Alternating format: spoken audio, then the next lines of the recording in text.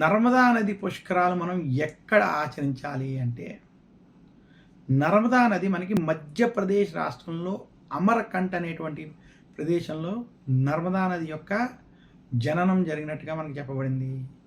అమర్కంట్ క్షేత్రంలో నర్మదా నది పుష్కర స్నానం ఆచరించడం విశేషం.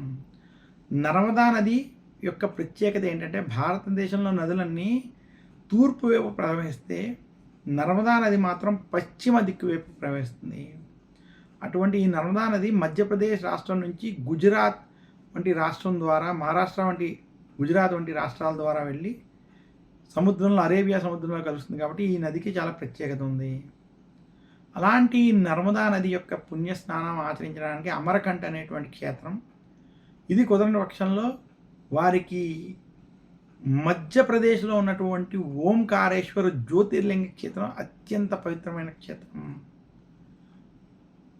ఇదే కాకుండా మహారాష్ట్ర, గుజరాత్లో ఉన్నటువంటి అనేక తీర్థ క్షేత్రాల్లో చేసినప్పటికీ ఈ క్షేత్రాల్లో నర్మదా నది పుష్కరాలు ఆచరించడం చాలా విశేషమని, ఓంకారేశ్వర వద్దే ఉజ్జయిని వంటి పుణ్యక్షేత్రాలు కొంత దూరంలో ఉండడం, ఇక్కడ 2 జ్యోతిర్లింగ దర్శనాలు జరిగేటువంటి అవకాశం ఉంది. కాబట్టి ఆంధ్ర రాష్ట్రానికి మధ్యప్రదేశ్ కూడా దగ్గరగా ఉన్నటువంటి క్షేత్రం కాబట్టి తెలంగాణ రాష్ట్రానికి, తెలుగు వారికి ఓంకారేశ్వర వంటి క్షేత్రాల్లో కనుక అది పుణ్యక్షేత్రాలు కాబట్టి అక్కడ ఆచరించడం ఉత్తమం అని మాత్రం సూచిస్తున్నాను.